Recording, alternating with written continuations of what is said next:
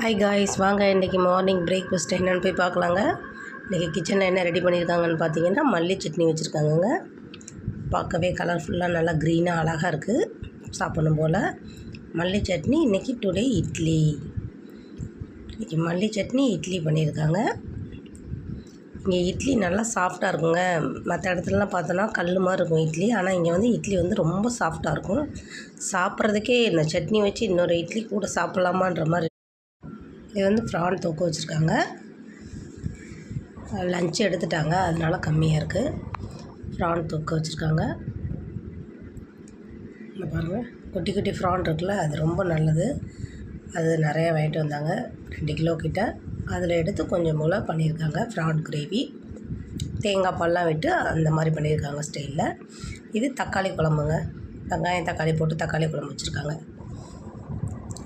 Morning breakfast ready ஆகிடுச்சு.